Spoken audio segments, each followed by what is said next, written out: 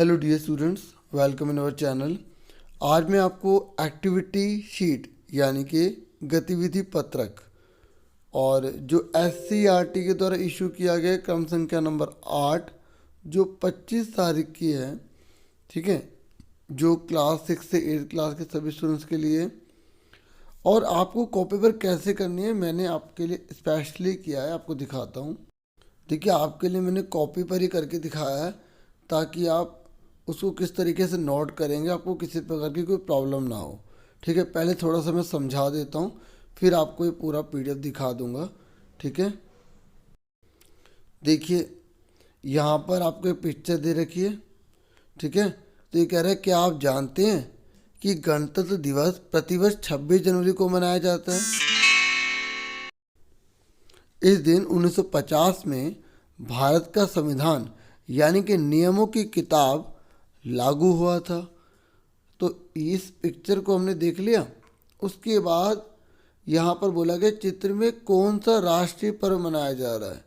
तो इस चित्र में हमसे पूछा गया कौन सा पर्व मना रहे हैं, तो गणतंत्र दिवस मना रहे हैं, तो वो आंसर है। देखो कॉपी पर कैसे करना है, ऊपर तो आप जो है अपना नाम, क्लास टीचर का नेम वो तो सब लिख लेंगे ना। फिर आप पहला क्वेश्चन ये लिखेंगे, चित्र में कौन सा राष्ट्रीय पर्व मनाया जा रहा है, तो आप आंसर लिखेंगे गणतंत्र दिवस। ठीक है, उसके बाद हमारे राष्ट्रीय ध्वज में रंगों की संख्या लिखी तो 3। ठीक है, फिर मार्चिंग टीम द्वारा बनाए गए आकृति का नाम आपको बताना है कि आयत है या त्रिभुज है, तो आप त्रिभुज लिख देंगे। ठीक है, समझ में आगे कैसे करना है आपको।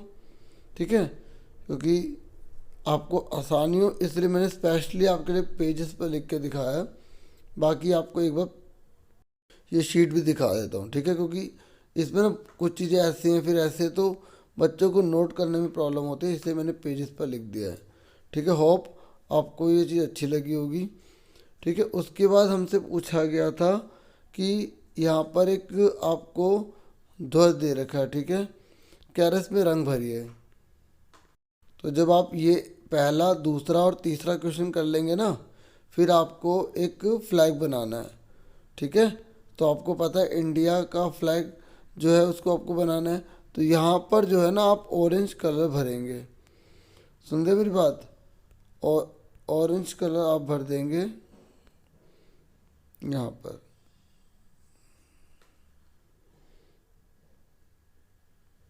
ठीक है, ये अब रफली है ना, तो थोड़ा सा कलर बाहर भी निकल रहा है।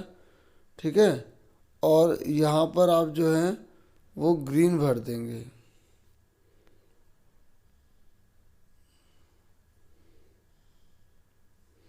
ठीक है, और एक बात और, यहाँ पर जो है आप ब्लू भर देंगे। ठीक है, अब यहाँ पर जो चक्र है वो दिखाई नहीं दे रहा ना, आपको इस तरीके से बनाना वो दिखाई भी दे। अब ये कलर का रंग मैं हटा रहा हूँ। ठीक है, तो इसने बोला ऊपर दिए गए चित्र की मदद से दिए गए ध्वज में रंग भरिए। ठीक है, तो ये हो गया। फिर अब बोला है कि मैंने केसरी रंग जिस आकृति में भरा है उसका नाम क्या है, तो आयत की शेप है। ठीक है, मैंने हरा रंग जिस आकृति में भरा उसका नाम क्या है, उसका नाम भी आयत है। ठीक है, आयत है नहीं, रेक्टेंगल की फॉर्म में है ना। ठीक है, उसके कह रहा है कि जिसमें नीला रंग भरा है वो कौन सी शेप में है, तो ये जो नीला रंग से भर रहे हैं ये क्या है, कौन सी शेप में है, ये वृत्त की शेप में है। तो उसके बाद आपको ये करना है। ठीक है, क्लियर हो गया।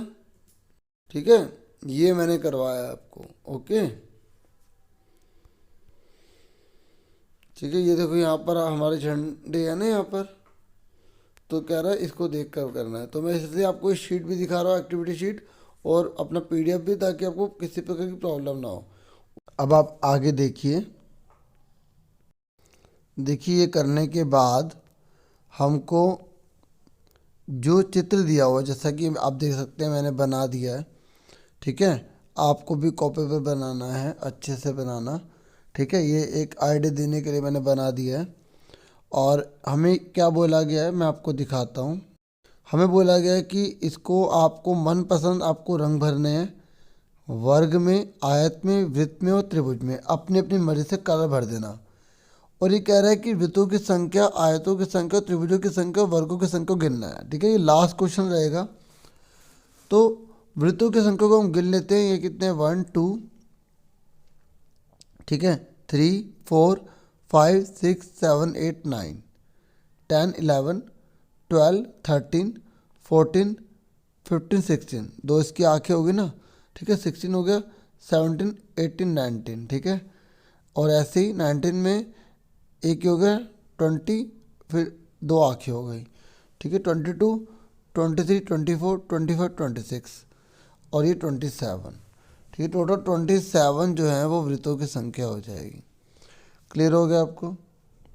ठीक है। उसके बाद आयतों की संख्या बोला है, रेक्टेंगल कितने होंगे। तो जो रेक्टेंगल हमसे पूछ रहे हैं यहाँ पर, ठीक है, तो रेक्टेंगल जो हमसे पूछ रही है, तो हमारा 27 हो गया बच्चों, ठीक है।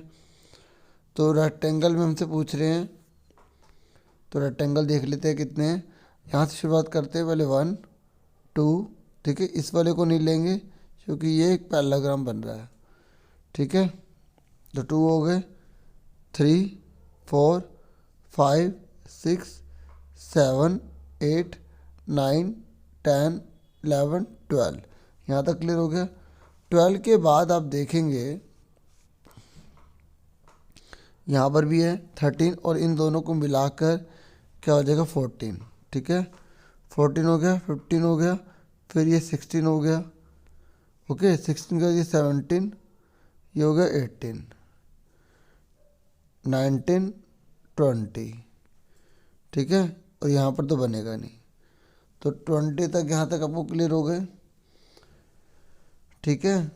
20 तक हो गया। उसके बाद देखो ये हो गया 21 22 और ये पूरा हो गया 23, यहाँ तक क्लियर हो गया। 23 हमने यहाँ पर पता लगा लिया, तो 23 इसी में पता लगा लिया हमने। 23 के बाद आप देखो ये हो गया 24 25 26 27 28, ओके। 28 के बाद 29 30 31 32 33 34 35 36 37 38 39 40, ओके। 40 हो गए, 40 का 41 42 43 44 45 46, ठीक है। इस तरीके से 46 हमारे जो हैं वो क्या हो गए, आयत हो गए। क्लियर हो गया आपको? ठीक है। ये जो हाथ है ना, ये हमने इसको रेक्टेंगल की शेप में बनाया है। मैं अभी आपको शीट दिखाता हूँ। 46 हो गए।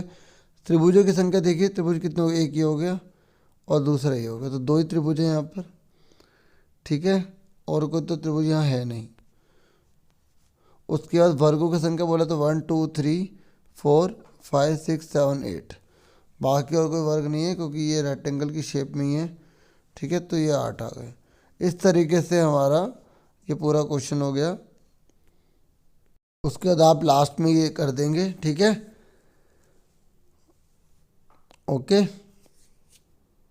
तो इस तरीके से मैंने पूरा समझा दिया। कोई डाउट हो फिर भी आप कमेंट बॉक्स में पूछ सकते हैं। आपसे फिर मिलेंगे नेक्स्ट वीडियो में। Thank you for watching and listening carefully. Take care yourself dear students.